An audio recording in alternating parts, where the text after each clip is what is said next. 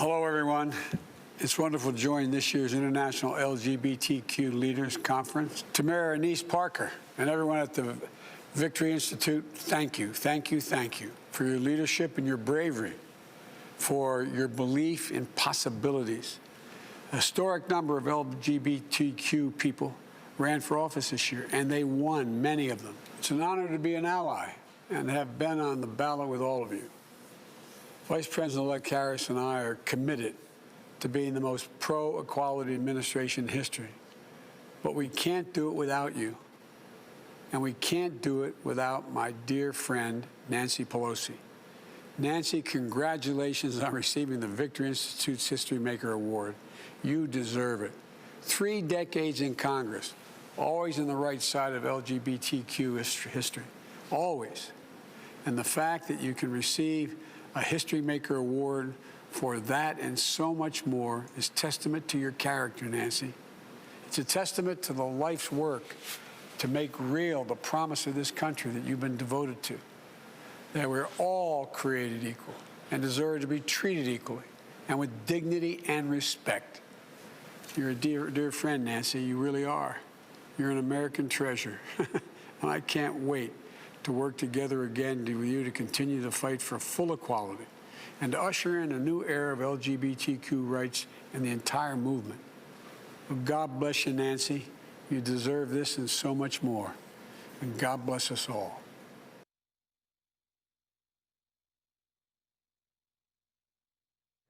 Good day to all of you, and welcome. My name is Jason Maida, and I am a proud board member at the LGBTQ Victory Fund. On a personal note, let me say how delighted I am that we are honoring my friend and our speaker, Nancy Pelosi, with the LGBTQ History Makers Award during today's plenary session. I also want to take a moment to thank Pulitzer Prize-winning journalist and a devoted member of this community, also a dear friend, and let's face it, the best-dressed man in town, Jonathan Capehart, for taking the time to moderate today's very important conversation. You know, we are so grateful to Colonel Jennifer Pritzker, founder of the Tawani Foundation and founder and chairwoman of the Pritzker Military Museum and Library, for serving as executive sponsor of today's historic panel at this year's International LGBTQ Leaders Conference. Colonel Pritzker regrets that she couldn't be with us today. In her absence, I'm honored to share her following thoughts on the importance of this topic. Today's panel, 10 years later, the repeal of Don't Ask, Don't Tell, reminded Colonel Pritzker of one of her favorite stories from military and American history. The year is 1975, and seemingly out of nowhere on the cover of Time magazine appeared Technical Sergeant Leonard Matlovich, in uniform, his face fully visible with an earnest, dedicated expression. The headline read, "I am a homosexual." Sergeant Matlovich had been in the Air Force for 12 years with an exemplary record, but the Air Force didn't want him or any other LGBTQ American to defend their country in uniform. His brave decision to challenge this discrimination by coming out began to change all of that. He became not only the first gay service member to out himself on such a national stage, but the first gay person to be named openly on the cover of a national magazine. And this said to millions of LGBTQ people suffering in silence, you are not alone. You and your quest for freedom can be seen, and it will be heard. His tombstone in Washington's Congressional Cemetery is unnamed, so it could serve as a memorial to all gay veterans. It reads, "When I was in the military, they gave me a medal for killing 2 men and a discharge for loving 1. An exceptional roster of other brave activists, service members, and elected officials took up Sergeant Matlovich's call to arms in the decades since, and today we gather to hear from some of them. 10 years ago this month, the Don't Ask, Don't Tell Repeal Act was signed into law under the deft leadership of Speaker Pelosi, with unwavering support from our allies, such as former Congressman Patrick Murphy, both with us today. We will also hear from Admiral Mullen, Valerie Jarrett, and Dr. Aaron Belkin with the Palm Center, leaders who played key roles in ending the ban. Today, a ban on transgender service remains with us, but seems to be in its very last throes. This is in thanks to some of the same people here with us today, and the work and courage of heroes like Sergeant Matlovich. We're pleased to honor them and look forward to hearing what they have to say as we take up the fights ahead. Thank you, and enjoy today's discussion.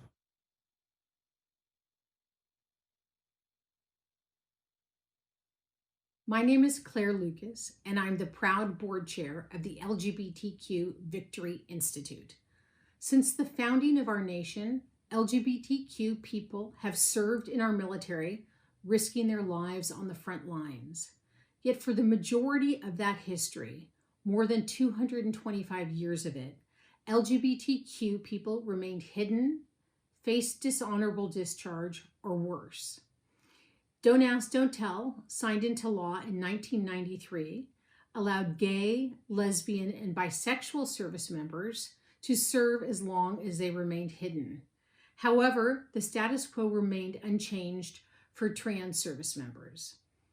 While Americans became more supportive of equality, the injustice of LGBTQ service members having to hide their personal lives became more glaring. And the administration of Barack Obama and members of Congress led by Speaker Nancy Pelosi were determined to take action. 10 years ago, Don't Ask, Don't Tell was repealed, and for the first time in American history, LGBTQ individuals were finally able to serve openly. Anti-LGBTQ activists claimed the sky would fall and disunity would erupt among fellow soldiers. But of course, their dire predictions proved unfounded. Today, you will get a behind-the-scenes look at the repeal of Don't Ask, Don't Tell, with perspectives from the White House, the U.S. Congress, the military, and the advocacy community. You will hear about the impact of the repeal on LGBTQ service members and the country at large. Under the Trump administration, trans service members were again targeted with a ban that went into effect in April of 2019. Yet President-elect Joe Biden has promised to reinstate the Obama-era policy allowing trans people to serve openly. When soon all of our courageous LGBTQ service members can again be open about who they are, it will send a message to the world that the United States is a country that prizes equality. Whether in Baghdad, Berlin, or Washington, D.C., out service members transform perceptions of our community and influence policies at home and abroad. Thank you for joining us as we celebrate Speaker Nancy Pelosi with the LGBTQ History Maker Award for her work to repeal Don't Ask, Don't Tell, and for an insightful conversation about where we are and where we're headed. And of course, thank you to those who have served and are serving. Hello, this is Congressman Mark Takano. And I am the only LGBTQ chairman of a full standing committee in the House of Representatives, the Committee on Veterans Affairs. And it's my distinct honor and privilege to send a message of congratulations to Speaker Nancy Pelosi upon her receiving the inaugural LGBTQ History Makers Award for her achievement in leadership in overturning the Don't Ask, Don't Tell policy in the lame duck session of the 111th Congress. She guided the repeal of that policy, which was so harmful to so many LGBTQ service members. And it's so reflective of who she is as a person, as a human being, someone guided by basic decency, and horrified by any kind of cruelty that human beings inflict on one another. Early on in my career, our biggest fights were about stopping constitutional amendments from prohibiting gay people from getting married and trying to protect people from discrimination. It was really hard to imagine today's world, where now I'm able to marry my wife, raise our daughter, and be protected. And none of this progress would have been possible without the great work of the Victory Fund. And it certainly wouldn't have been possible without Speaker Nancy Pelosi. She's been an outspoken ally who stood in the fight with us and raised her voice long before so many others. She's been with us from the beginning. When no one else would raise their voice about the decimation of our community from the HIV/AIDS epidemic, she was on the House floor fighting for needed funding. She fought for the repeal of Don't Ask, Don't Tell, for the passage of the federal hate crimes laws, and she embraced marriage equality early on, even voting against DOMA in the 1990s. Today, she continues to fight for us and for the passage of the Equality Act. She's a true trailblazer who's one of our most important allies in the fight for full equality. Speaker Pelosi, thank you so much for helping create a more just world. And congratulations on such a well-deserved award. Madam Speaker, congratulations. When history looks back at this moment, we will see that you not only led the way of a Democratic Party, but you have been the conscience of our country. Fighting for progressive ideals, but making them real for so many that for far too long have been left outside the inclusiveness that our country sought for from its very founding. Whether it was fighting back against Don't Ask, Don't Tell, or leading the fight for the Equality Act, or trying to find all of the ways that we need to make our country kinder, more inclusive, stronger, and fairer. You've been at the forefront of every single fight. We are so grateful for you. Thank you, and congratulations. If it weren't for Nancy Pelosi's political skill, courage, and devotion to principle, Don't Ask, Don't Tell would still be on the books. In the lame duck session of 2010, she told the Senate that she would not pass the defense authorization bill that they'd worked on until they agreed to repeal Don't Ask, Don't Tell. Some of them didn't like it, but they did it because they knew she would follow through.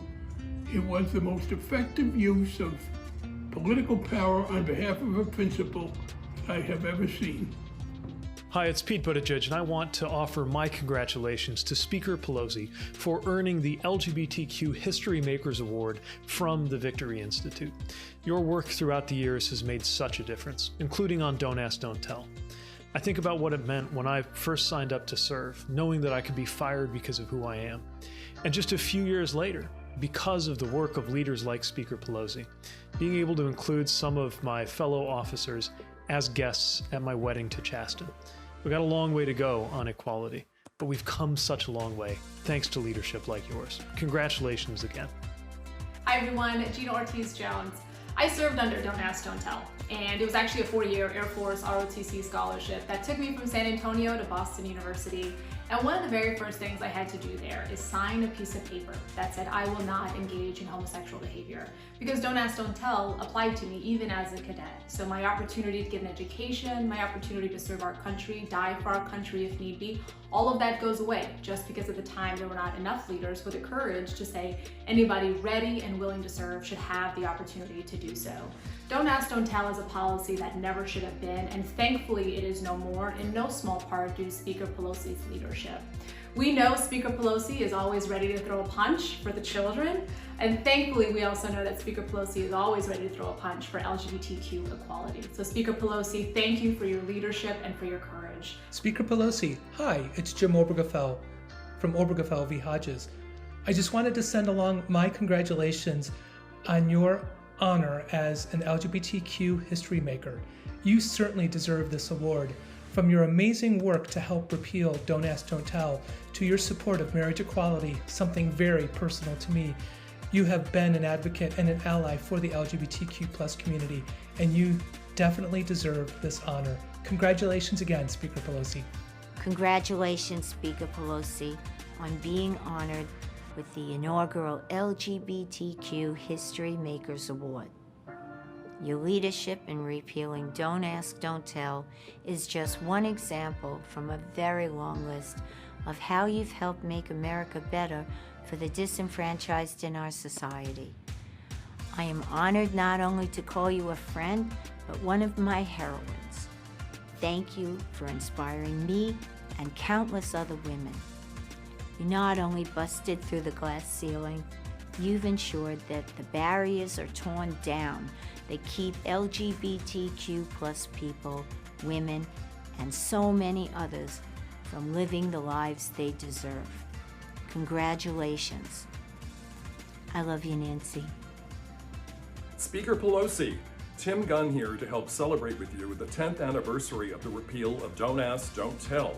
You, of course, played the key role in that historic achievement, And shortly thereafter, you and I hosted an LGBTQ reception in my apartment, at which you shared with us the more salient details of how the repeal actually happened. It was an astonishing and electrifying story, I have to say, and you made us all feel like very special insiders. Congratulations on receiving the Leadership Institute's inaugural LGBTQ History Makers Award, and profuse thanks for your unparalleled support for our community. You are indeed a history maker every day.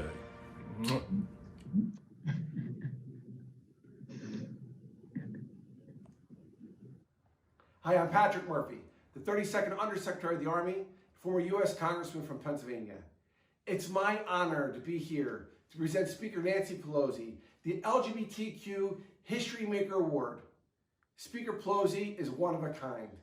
She is a true champion for equality, and I'm proud to call her my friend and one of America's best leaders.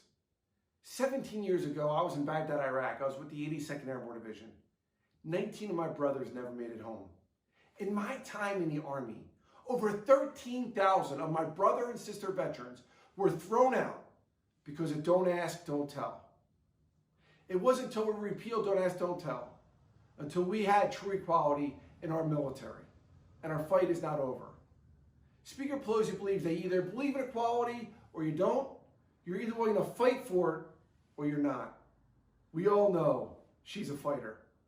It's my honor, and all of our honor, to present to her the 2020 LGBTQ History Maker Award to Speaker Nancy Pelosi.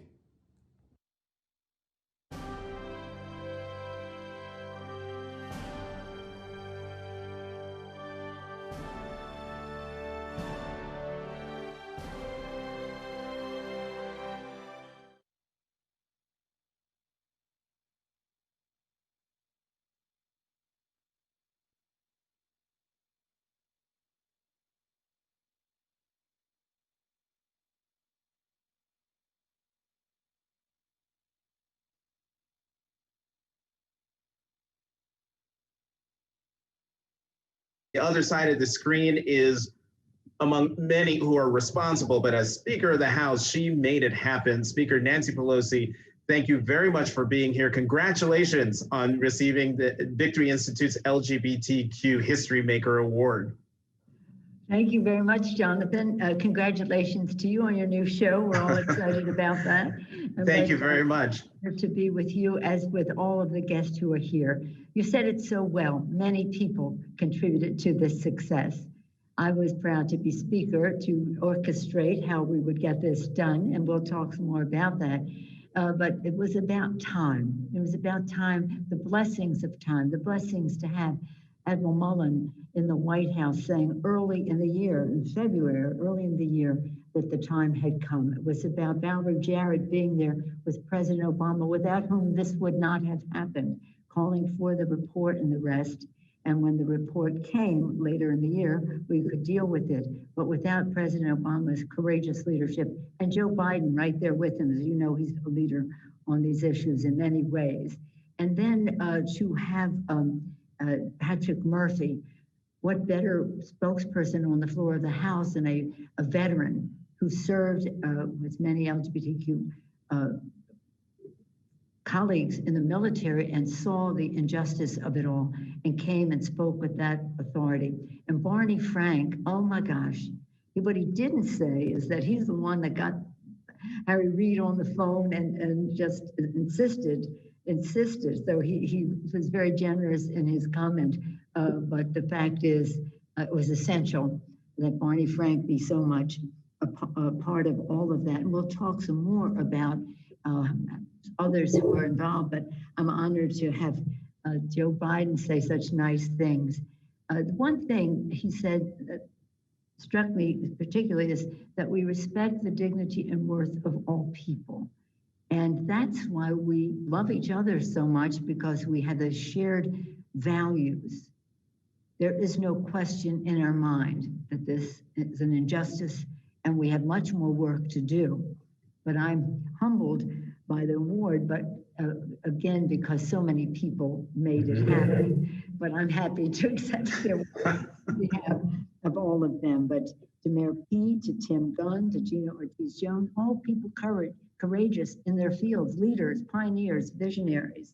Cindy Lauper, we've honored her for her work in the LGBTQ community. I'm honored that she's with us today. And Tiffany, she's remarkable. Tiffany Muller has done such great things for cleaner government. That's her pioneer fight. Jim Obergefell, really, you made so much happen in the courts that we could not do in the Congress. Thank you for that. And Joe Kennedy came in, was right away the chair of the Transgens task force that we had there, a leader in this community and in the Congress. I'm honored by his remarks. And of course, Mark Takano as chair of the Veterans Affairs Committee. How perfect is that? And thank you, Mark, for your kind words. But if you want to talk about how it happened, that's okay. Yes. Well, Madam Speaker, I should point out, no one could see you during all of those remarks with the people you were talking about, but I could see you. And watching your reaction to what was being said tells me that this was, of all the things, of all the accomplishments you have made, and in your 2 times as Speaker of the House in your legislative career, is it safe to say that the repeal of Don't Ask, Don't Tell ranks in the top 3? Oh, yes. Well, it ranks there with our hate crimes legislation and what we did, and that was largely attributed to Barney Frank, but and so many other people as well. But today receiving this has special poignancy because over the holidays, I found out that my nephew David is going to be Skylar, and we're all filled with joy that Skylar has found her happiness. Oh, wow. And all the rest of it. So we're my receiving this will have special meaning to Skylar, and this award has special meaning to me for that reason as well. And I was thinking, not this year, not at the State of the Union where I tore up the speech, but the one the year before, we had a large number of trans folks come in uniform, and we encouraged everyone to invite folks to be visible in the State of the Union. And we had the reception before, and then after came back. I don't know why there might have been some anticipation that there would have been a divine intervention, that the president might have said something out of respect for all those, but he didn't. And we were all crying in the room afterward. And why I mention it is because we were so proud of all these transgender members in uniform there. And then Richard Trumka was there too, the president of the AFL-CIO, and he spoke about how proud he was to be in the room with them and what they meant to our country. I mean, well, it was very tearful. So again, it's personal. I guess that's the way to say it's personal. Right. So, Madam Speaker, Tim Gunn sort of teased us by saying that at a reception at his home, you gave them the salient details and made them insiders about what happened, how the repeal of Don't Ask, Don't Tell happened. In the time that we have left, tell us, give us the inside skinny on what happened. Well, let me just first thank Claire Lucas for her leadership and as chair of the board, and also Mayor Parker. I saw her in action many times in Houston. I know of her great leadership and how great it is that she heads up the Victory Institute, the fund. I thank them. Okay, here's the story. Now, many of you have heard it, but you haven't, some in the audience who have not. But it's particularly salient right now because in another few days, we're going to take up the National Defense Bill again, and that the National Defense. Go back 10 years, and in the spring, I was at a Harvey Milk birthday party in honor of his birthday, of course, in tribute to him. And I said, we're going to be rid of Don't Ask, Don't Tell by Christmas. I made that promise. We're going to be rid of Don't Ask, Don't Tell. But I had thought the report might come out sooner, and we would have, I could honor that promise since Admiral Mullen had so early on spoke out in favor of the fairness of it all. So let me tell you this.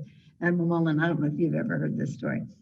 So we go to the floor. We have Patrick Murphy's amendment that he worked so hard.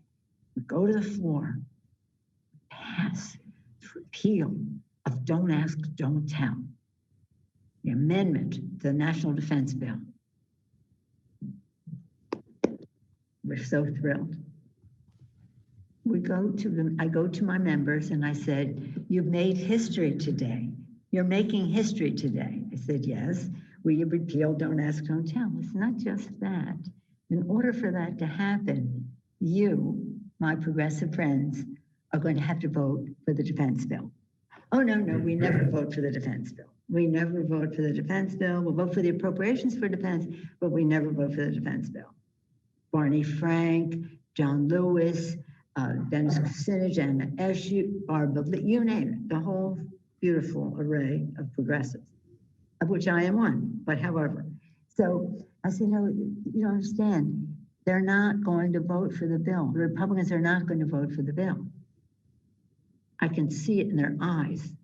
They're not going to vote for the bill. So in order for this bill to, the Republicans always vote for the defense bill. They always do.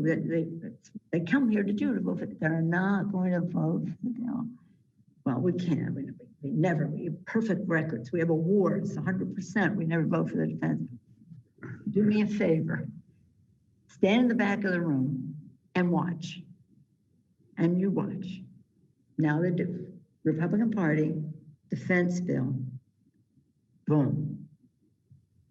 9 Republicans voted for the bill. 9 Republicans. 7 had voted, to their credit, for the repeal. 9. That meant like 180 some voted. What's the number? 186 no's. Okay, well, 160 no. Finally, well over 150 no's. There they go. I said, here you go. Don't ask, don't tell, repeal. Right down the center aisle, the parade of progressives to go vote for the first time and make history by voting for the first time for the defense bill in order to protect Patrick Murphy's amendment. But as I said, would not have been there, and Jared Janet knows it so well, as does Admiral Mellon, without the executive branch, without President Obama, Joe Biden, and the commitment to values and equality and justice in the White House. So again, we knew that. Yeah, now of course, then they didn't want to pass the bill with it in, and people were, the Senate, this or that. So as Barney indicated, when it came down to the fall, now when we're taking the conference report, there was some unease on the part of some. So to comfort them, we said, the only way that we will pass the defense bill is if we have a commitment for an independent, standalone, freestanding bill that contained Patrick's essence of that legislation. And Barney was on the phone with Harry, and we said, should we take it to the floor or not?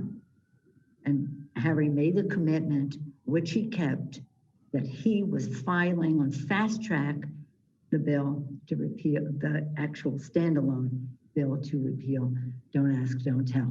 So it was, that was months. That was months of, shall we say, back and forth and this or that. But it was just the time long overdue to get it done. And well, I was very proud to be part of it, but there would be no way I could accept this award by saying I accept it on behalf of the House Democratic Caucus, which was so courageous, because it wasn't courageous on my part. Dr. Belkin can tell you how blessed I am to represent San Francisco in many regards, including this. So that's really how we got there. I mean, Barney was so instrumental, Patrick Murphy, with his initiative that he had served. And then, of course, Admiral Mullen and Valerie can speak to the White House involvement, which was, without that, it would have been a complete non-starter. But also the members of the committee that wrote the report deserve a lot of credit and for their courage in the report that they put forth. We have more to do. We have to pass the Equality Act, gender discrimination in every place. We have so much more to do, but we feel confident and proud because of the courage of so many people. Don't ask, don't tell. Madam Speaker, I cannot believe it has already been 10 years since the repeal of Don't Ask, Don't Tell, and since the heroic efforts made by you, members in the House and the Senate, and the three panelists we're about to talk to on the other side of this. Madam Speaker, I know you've got a lot of work to do that's related to a lot of things that are pressing for all of us in this country. So I want to thank you for your time. Thank you for your service, and to congratulate you again on receiving the Victory Institute's LGBTQ History Maker Award. Well, thank you. I'm honored to receive it. I thank Colonel Pritzker. I thank Claire Lucas. I thank Anise Parker. I call her Matt or Mayor. I thank all of you, and it's an honor to be with you. Good luck to you. Good luck to you. And I will display this with great pride in the Speaker's office, and the members can come and take pride in the role that they played in all of this as well. Thank you so much. All right, thanks, Madam Speaker. So now coming up are three people who were very involved in the story that the Speaker just talked about, bringing Don't Ask, Don't Tell from a campaign promise to reality. These are three people who I talked to, with the exception of Admiral Mullen. But I did talk to Valerie Jarrett at the time when she was senior advisor to the president. I talked to Aaron Belkin at the time, who was doing great research and was behind the scenes, pushing. These three, when I was asked to do this panel, when I saw the roster of people, the message I sent back after, of course, immediately saying yes, I said, these are all of my heroes. And they all know it. I got a chance to tell Admiral Mullen years ago to thank him very much for what he did. And I think with that, they're all here. They're all waiting. Let me bring in the panel. Here they are, Aaron Belkin, Valerie Jarrett, Admiral Mullen. Thank you all very much for being here this afternoon. Good to be with you, Jonathan. Thanks, Jonathan. So Valerie Jarrett, I will start with you as senior advisor to the President of the United States. The floor is yours for your opening statement.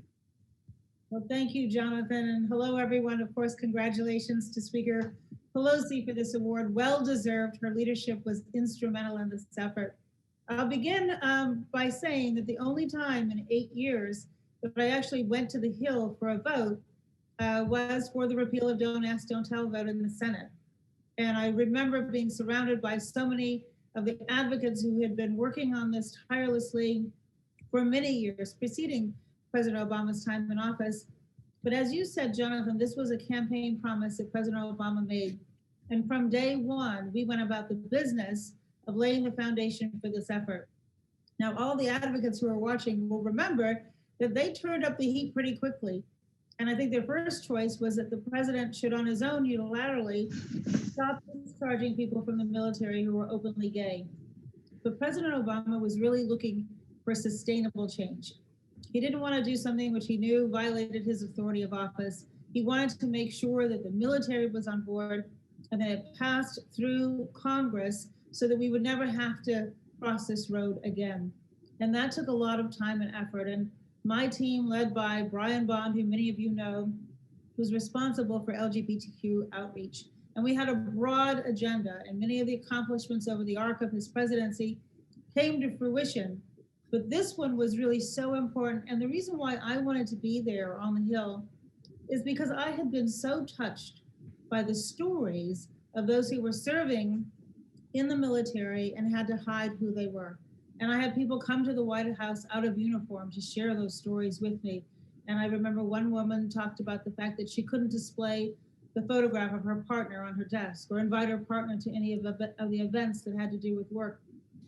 She had to basically lie about who she was. Another woman, even more acutely, told me about teaching ethics at West Point, which was her job.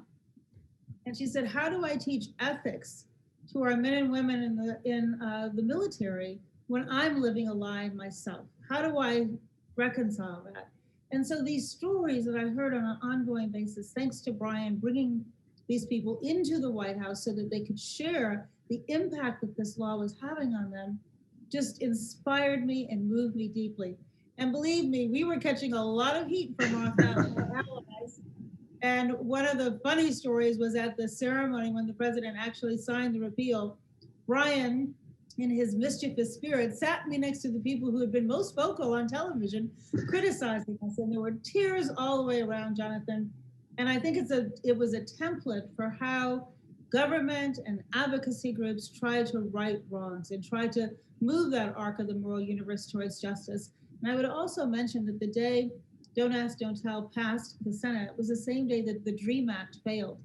And my team had been working on both. And I remember President Obama went up to my office and he said to everyone, people who were shedding tears of joy and tears of sorrow, and he said, we have to be inspired by what happened on Don't Ask, Don't Tell, and not give up the fight.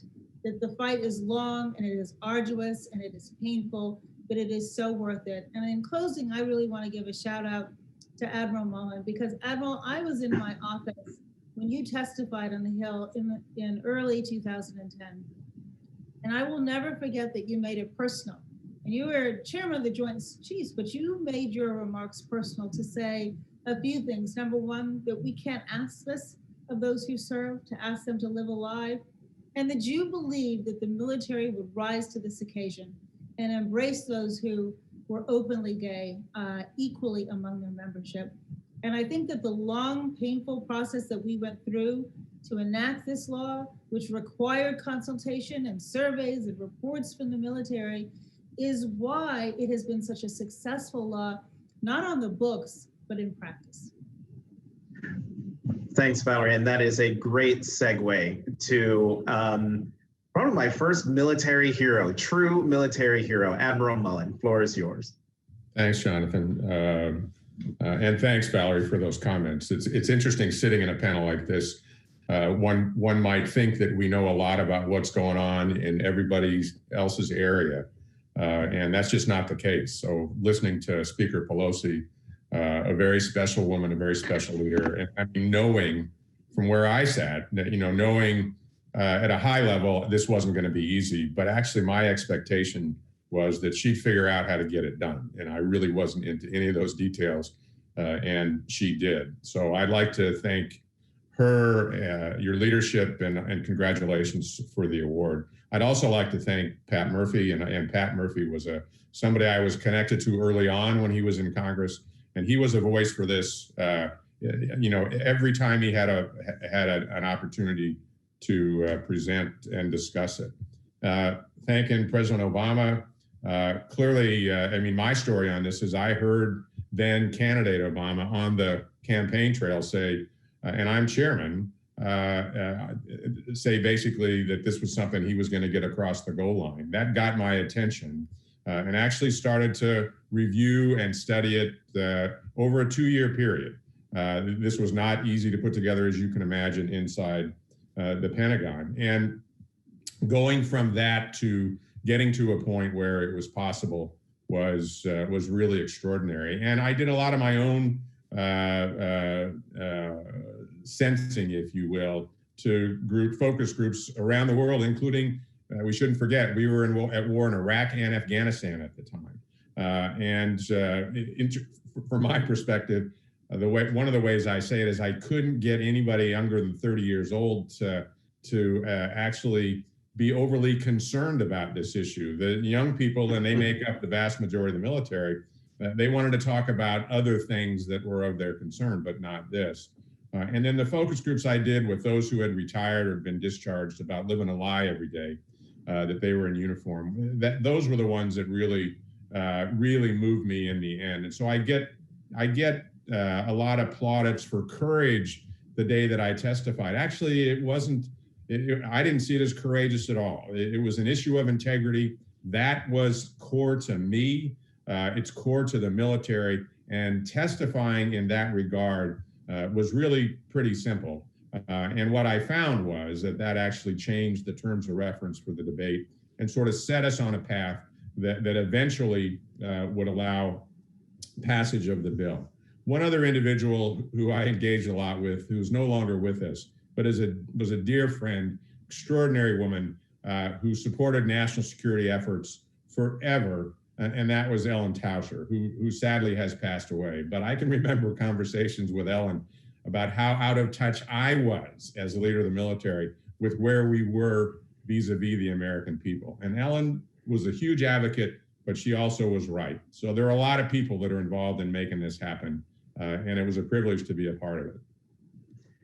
Thank you, Admiral Mullen. And Dr. Aaron Belkin, talk about, well, we'll get to the Q&A.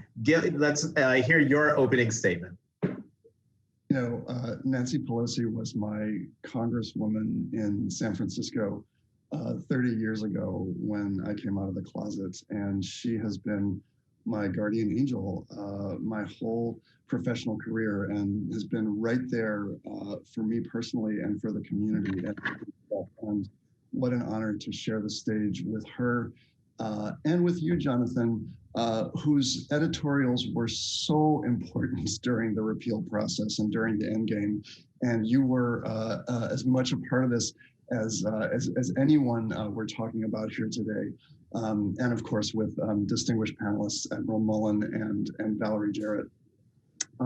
When Don't Ask, Don't Tell was repealed 10 years ago, I was during the Senate vote on CNN, and I broke down crying. And I guess we're talking about tears today, a few of us. And when I think about it, it was a little embarrassing to cry at that point, but I think there were three reasons why the tears were flowing. And one of those was that I was, of course, so happy, but also mindful of the incredible suffering that the gay and lesbian and bisexual troops had suffered as a result of policies really going back to 1919 and the revision of the Articles of War. Service members like Alan Schindler and Barry Winchell, who were murdered for being gay, service members who were sexually assaulted and knew that if they had reported their rapes, they would have been outed and fired from the military. So I was mindful of that suffering, and I think it's important to note that today. And the second reason the tears were flowing at that time was that there were so many advocates who'd been working for so many decades, some behind the scenes and some not behind the scenes. People like Greta Kammermeyer and people like Perry Watkins, people like Zoe Dunning, Michelle Beneke and Dixon Osborne, who started Service Members Legal Defense Network. I was standing on the shoulders of giants, service members and civilians who'd been pushing for decades and decades and decades towards equality. And I think the third reason was the stakes, and all of us during the conversation about Don't Ask, Don't Tell repeal were mindful of the impact on the military and the impact on the service members. But for me personally, this was never, it was not even about LGBTQ equality. It was really about America and what it means for citizenship when the government lies and lies in order to scapegoat a group of people, and how incredibly dangerous that is when government policy is based on untruth and when those untruths get articulated in law and policy. And so part of the reason repeal was such a relief to me was that it felt like a moment when America was reaching its potential as a society based on equality, but also evidence and fact, as opposed to scapegoating and distortion. So it's a huge honor to be here today to discuss these events. Well, thanks, Dr. Belkin. And as someone who has cried on national and international television, no, don't ever worry about it. Let the tears flow. Let's open this to a Q&A. And Admiral Mullen, I want to start with you, because your speech before the Senate Armed Services Committee was on February 2nd, 2010. And you famously said, as Valerie pointed out, you said, "I'm speaking personally." You wrote, or you said, "I cannot escape being troubled by the fact that we have in place a policy which forces young men and women to lie about who they are in order to defend their fellow citizens."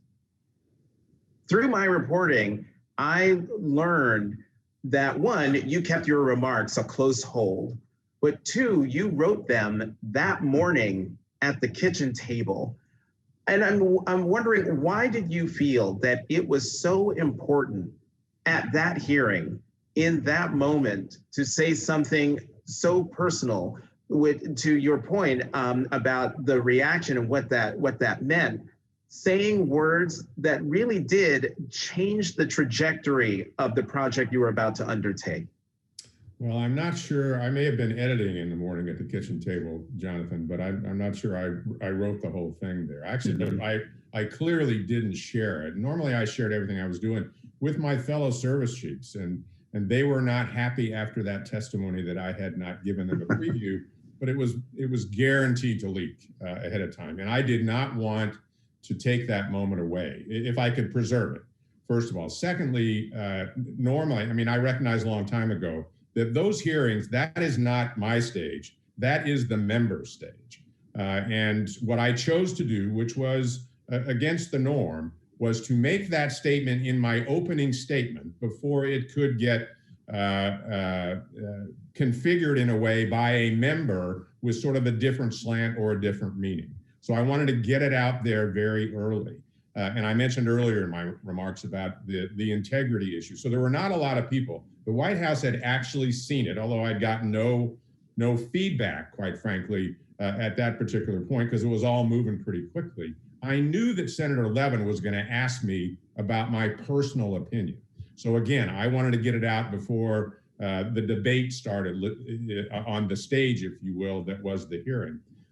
So that was really, and I indicated earlier, it was, at that point, it really wasn't a courageous statement for me because it was based on our core value of integrity. And actually from that moment on, prior to that, the debate had been too often about sex, and sexual orientation. From that moment on, that no one who opposed this ever took on that issue of integrity.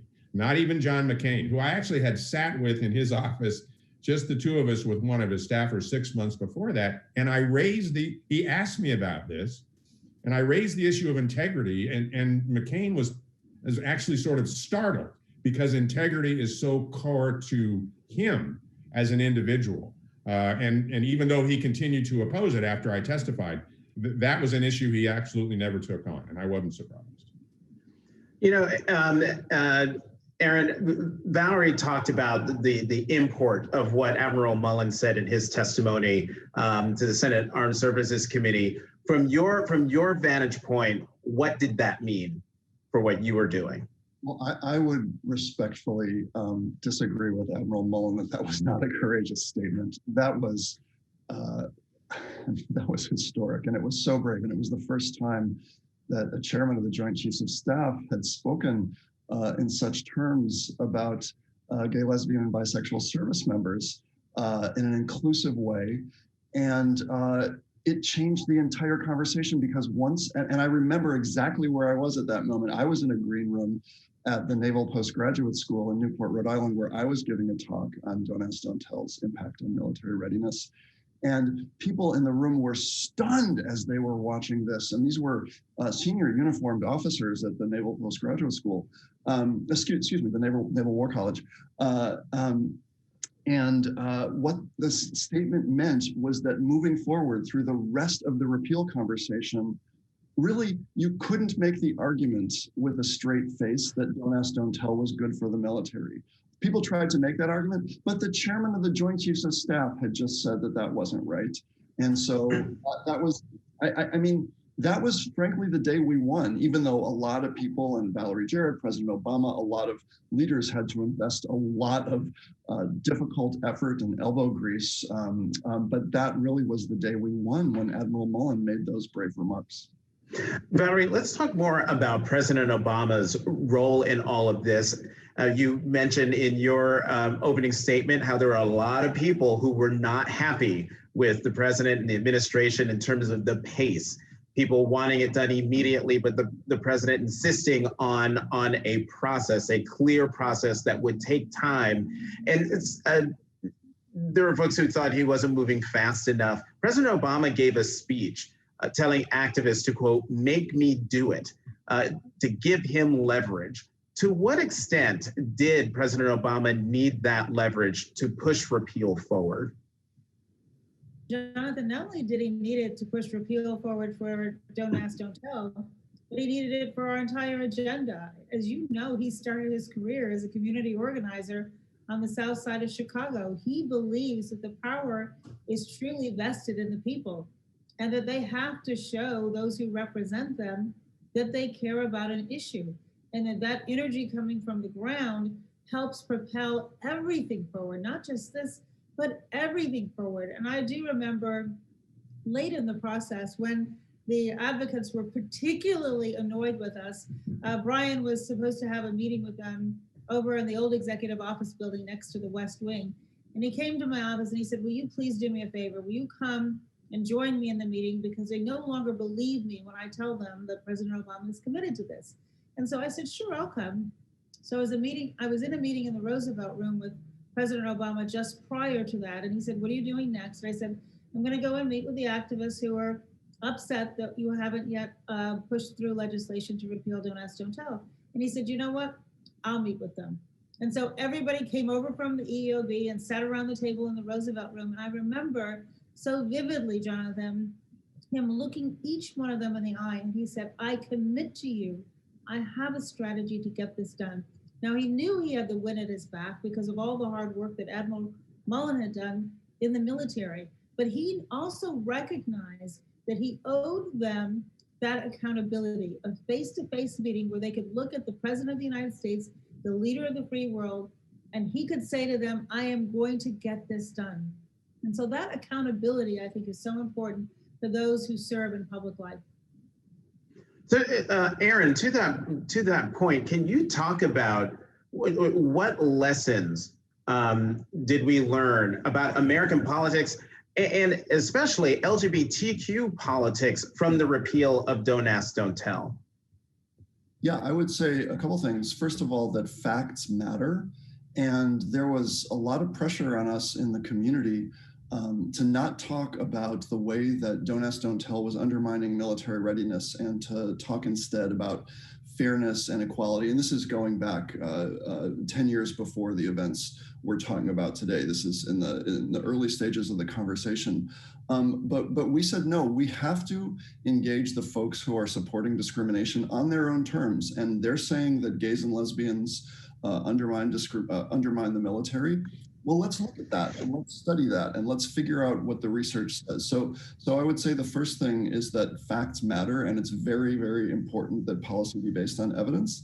And the second thing I would say is that the people who opposed gays and lesbians and bisexuals in the military, and we have not spoken yet about transgender troops, so that's another conversation, but they were exactly right in positing that once GLB service members were allowed in the military, that would open up a space for other rights, such as marriage equality. And if you look at societies going back 1,000 years, the marker of a first-class citizen is always whether someone can serve in the military or not. So the second important lesson from this is that service in the military is so important as a marker of citizenship.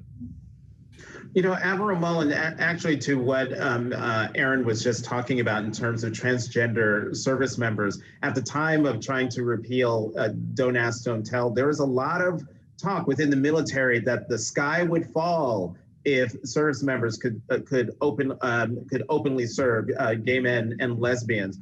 But as we've seen, especially with the current administration, transgender service members are still at risk. And I'm just wondering, from your vantage point, how much more difficult is it going to be for the military, or actually I should say for incoming President Biden, to make transgender service members whole and allow them to serve openly also in the military without fear of retribution or losing the jobs that they love? Jonathan, if I could, just one thing I'd like to say to Valerie, sure. And just as with Speaker Pelosi, I know there's obviously a ton of work that goes on behind making this happen. And one of the things that I'm so appreciative of her and the president was how much patience they showed. I needed that patience to get the military leadership aboard. And I didn't know details, but I knew he was getting hammered by the left hard, who didn't think that we were going to let it happen, first of all, and then secondly, that, you know, they wanted it now. And so that patience, that leadership that Valerie describes is absolutely critical to getting this done. And it was very obvious to me and other senior leaders specifically. You know, it wasn't too long after the Trump administration came in that I get a phone call from my good friend Aaron saying, you know, will you now get engaged on the transgender issue? And I sometimes, I mean, I look at myself in terms of what I understand. And while I knew a fair amount about gays and lesbians just because of my life, you know, the transgender world was not a world that I knew a lot about. So what Aaron is saying, facts really do matter here, and understanding the reality of it as opposed to the rhetoric that's oftentimes used to scare people off is really critical. But I'm in the same place. I mean, you should be allowed to serve your nation unless you are, you know, ineligible for some reason, and this should not be a reason. Somebody that wants to raise their hand, be willing to die for their country, it should not matter what their background is. And hopefully, and in that regard, if I looked at execution of Don't Ask, Don't Tell, of the elimination of Don't Ask, Don't Tell, you know, a friend of mine who was the head of the British military, they had gone through this about 10 years before we did. And I asked him about it. I said, what happened? He said, there was great kerfuffle up front. After it got passed, it was a nothing sandwich. It has been basically that for us. And so my expectation as President-elect Biden or President Biden comes in, that it will be relatively easy to get this straight for transgender personnel. And the military, now, again, I'm not there anymore, but the military will be very supportive of that if that's what the president wants to do. Aaron, from your perch, do you share the Admiral's optimism? I do. Valerie Jarrett, President Obama, and former Secretary Carter lifted the transgender ban on June 30th, 2016. And what followed was 2.5 years of successful inclusive policy for trans troops. And we know that it was successful because Chairman of the Joint Chiefs of Staff, then Army Chief of Staff, Mark Milley, testified in the Senate, and all the other service chiefs also testified that there were, quote unquote, zero problems with inclusive policy. The next administration came into office and then implemented a new ban on transgender service members, even though inclusive policy was working. And the research shows that that ban itself has undermined military readiness. I'm very proud that my colleagues at the Palm Center with former military surgeons general just released a report that showed that the ban has been undermining military readiness. And for that reason, President-elect Biden has pledged that on day one, he will order the Defense Department to reinstate inclusive policy for transgender troops, policy that worked before and that will work again. And I have every reason to believe him and to take him at his word that he will reinstate inclusive policy. Valerie, when you guys came into the White House, when President Obama and then Vice President Biden, the administration began, as we've talked about, repeal of Don't Ask, Don't Tell was a campaign promise. But when you guys went into the White House, you had an economy that was in free fall. The auto industry was falling apart. You had the Horizon Gulf thing blew up. It seemed like every month there was a new calamity confronting this brand new administration. At any point, was there ever any thought given to putting the repeal of Don't Ask, Don't Tell off to the side, to not even deal with it in the first year, let alone the first term? No, in a word, absolutely not. I mean, one of the strengths, I think, of President Obama's leadership is his ability to multitask, and that we could move forward a very aggressive domestic and international agenda by organizing ourselves around those issues. And so the people who were working on the repeal of Don't Ask, Don't Tell were not the same people who were working on restoring and recovering our economy, or any of the other big ticket items, the Affordable Care Act, getting out of 2 wars. We had a lot of business going on at the same time, and we organized ourselves accordingly. So no, there was not a single meeting, there was not a single consideration of taking this off the table. And I think for all of the reasons that we've been talking about, Jonathan, and that is that this speaks to the core values of our country. I mean, we want to have the best military in the world. We have to lead by example and be inclusive, and not, as Admiral Mullen said, let criteria that do not pertain to our ability to have that most supreme military be factors in who serves. And so this was a core value issue. It was important to him, and he recognized that we had to have the ability to move forward on multiple fronts. And thank goodness we had leadership in the House, certainly by Speaker Pelosi and everyone in her caucus, and who understood that we had to make trade-offs yet, but not ones that had to do with the core values of our agenda. And so I think it was a team effort, the military, the White House, the president's commitment, and obviously Speaker Pelosi, and then those in the Senate who stood up and did the right thing as well. Decisions that would have been a lot harder, if not impossible, for them to make without the leadership of Admiral Mullen and those of the military. In a sense, it gave a permission structure where one did not exist before, and I do think it helped turn the tide. You know, I want to pick up on a line you all have used, particularly you, Valerie, in your last answer, and that is core values. And I wrote it down, core values, and then put on top American core values.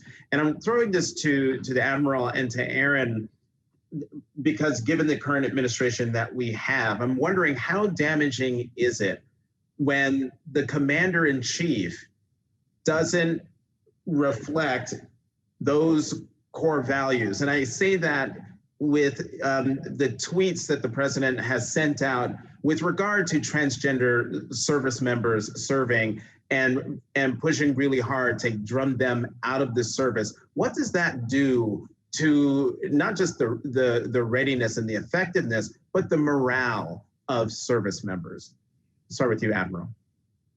Jonathan, I'm not sure. I mean, one of the reasons this was, in fact, not that big of an issue, that is, don't ask, don't tell, repealing that.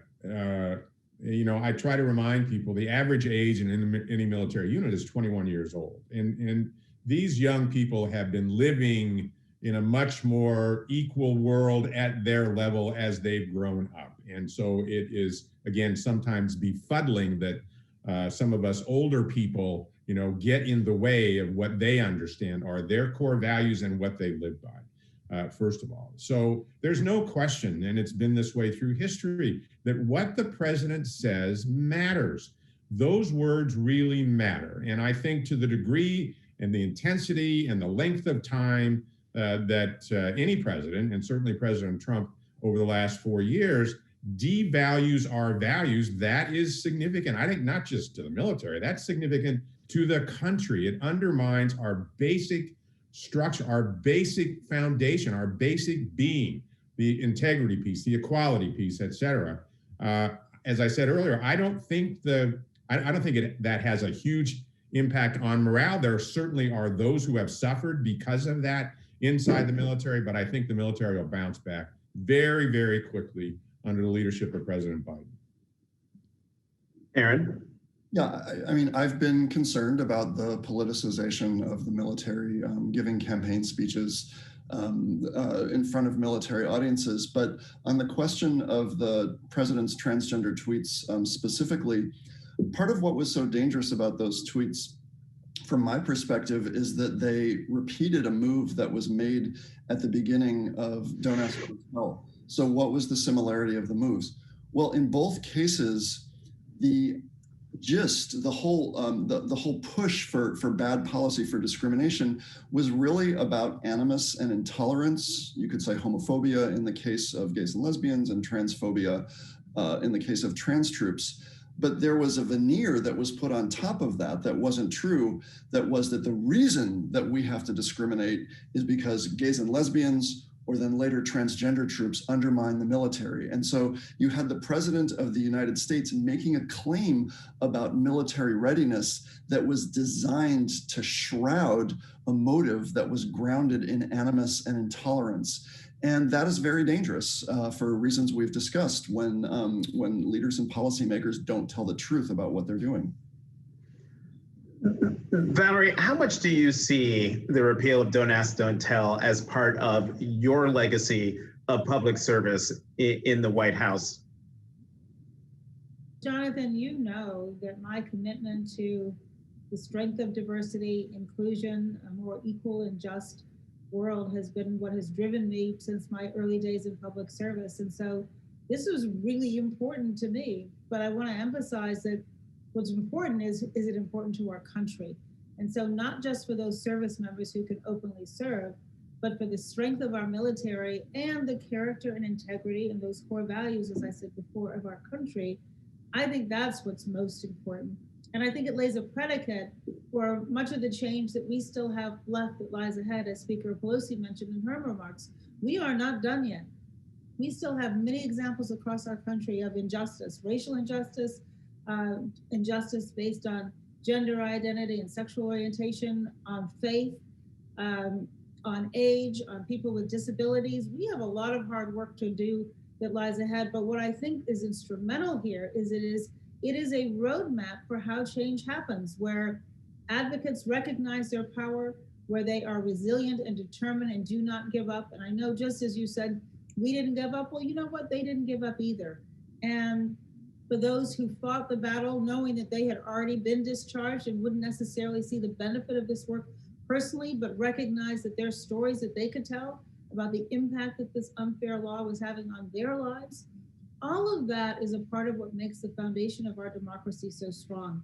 And I think it's also why we need to have leaders who understand that their responsibility is to serve all of the country, not just some of the country, but the entire country, and that rich diversity of our country is what gives us a competitive advantage.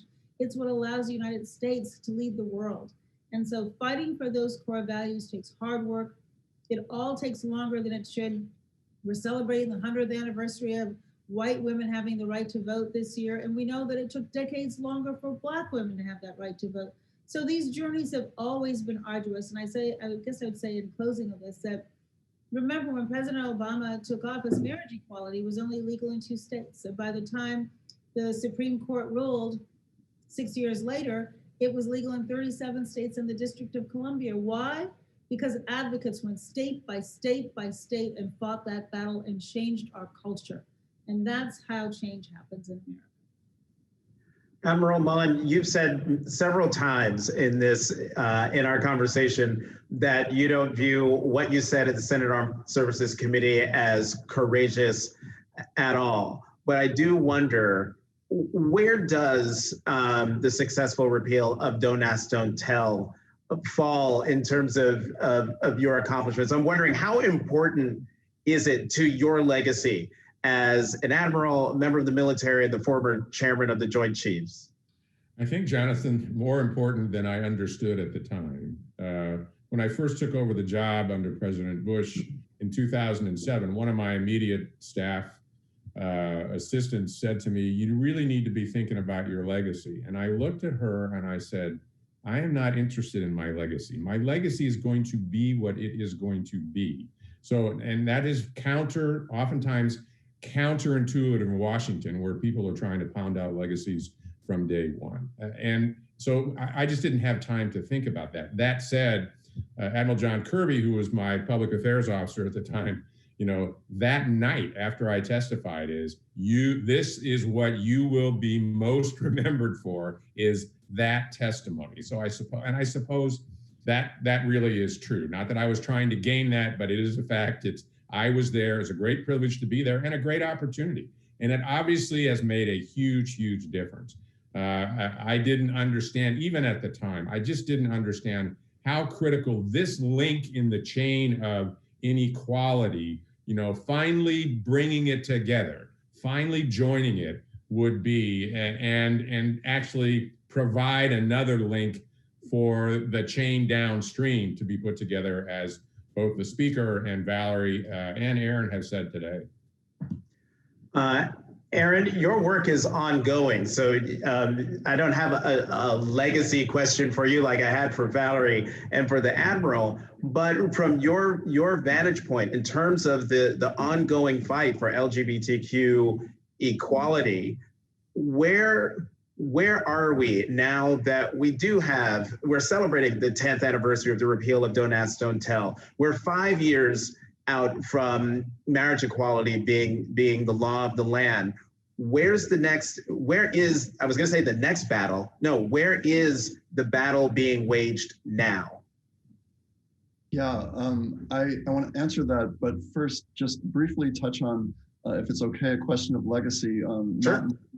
Actually, Admiral Mullins and Valerie Jarrett's and President Obama's. I return to West Point and the Air Force Academy almost every year to give talks about LGBT military issues. And for the first time after Don't Ask, Don't Tell was repealed, I could actually meet with the cadets and the students themselves. And now when you have those meetings with groups of LGBT students, they don't even know about Don't Ask, Don't Tell. They know about the program, but I tell them when that happens, I say, this is exactly what everyone was fighting for. This is the legacy that you don't have to worry about discrimination. You don't need to worry about hiding or about fear or anything like that. And it's so moving to see the lightness. They don't carry the burden of discrimination. In terms of where the fight is now, in the military, President-elect Biden is going to reinstate inclusive policy for transgender troops. There's some additional work to be done in terms of working with the VA to offer surgery to transgender veterans. There's the question of military service by non-binary service members also with intersex DSD conditions. And then there's going to be a complicated conversation over transition-related surgery for family members and dependents who get their health care through a military health insurance program called TRICARE. So there are fights left in the military. And then beyond that, I would just echo what Valerie Jarrett said, that to my mind, the struggles that lay ahead are really intersectional. And to my mind, they're about the ability of the community to work across lines of class, race, ethnicity, ability, and to work together as Americans to lift all of our boats together. Aaron, I'm going to ask you one more question before I go round robin one more time with final thoughts. Given the political environment that we are in right now, just asking you to speak broadly, how concerned are you that the rights that the community is pushing for and demanding and is requesting of their government, that they won't be achieved because gridlock has become so intense that it really is putting the lock in gridlock, that nothing will happen? How concerned are you that nothing will move, no matter how hard the Biden administration pushes?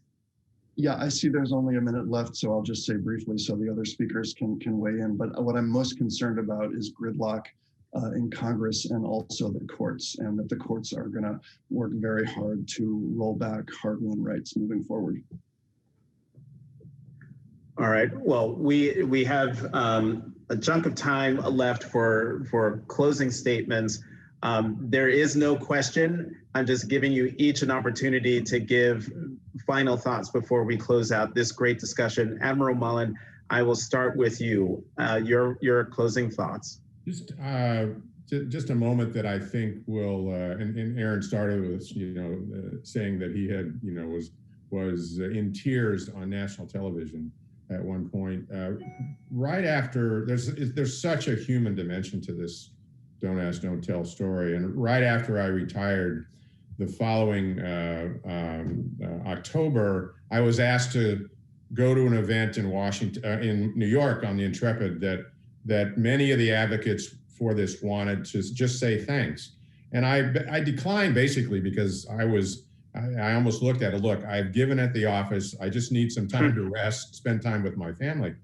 A year late, and I said, let's look at it next year. The following year, I agreed to do this. And what one of the leaders said to me, so we went to New York, my wife and I went to New York, and it was as joyous a celebration of about 1,100 people as I've ever seen in my life. I mean, it was just, there was a freedom aspect of it. There was just out and out joy and tears. And what one gay and lesbian leader told me is what you don't, talking to me, what you don't understand is you are in so many of these people's lives, the first person in authority in their life that has ever said it's okay and acknowledges them. And that's from their family, their school, their jobs, wherever it might be. And that was jarring to me that was part of it. And they wanted to say thanks for that. And then at that affair was an 82, 83, 84-year-old World War II veteran who literally came up to me, who was gay and had fought in World War II and was heroic in his fight. And he just looked at me, sort of grabbed me by the shoulders and said he couldn't thank me enough. He'd been waiting his whole life to be acknowledged for who he was. And I'll never forget that. Wow, anybody, I mean, I have chills hearing that story, Admiral. Thank you for sharing that story. Senior Advisor to the President of the United States, Valerie Jarrett, to President Obama, your closing thoughts. So the year after the effective date of the repeal of Don't Ask, Don't Tell, the Defense Department had a gay pride celebration at the Pentagon, something that would have been unheard of prior to the passage of the repeal of the law. And they invited me to come and speak, which of course I was honored to do. And I remember as I walked up to the podium, I started looking around the auditorium at the audience. And several of the people who had come to the White House to advocate for the repeal of the law were sitting in the audience in uniform. And I literally could not speak for a minute. I was so moved to tears to think that we had changed not only their lives, but the lives of so many Americans who wanted to serve in our military and either were deterred from entering or felt they had to tell a lie in order to serve. And that was over. And the fact that now we're going to have future generations who have no idea what we're talking about when we talk about discrimination in the military. And that's how our country moves forward.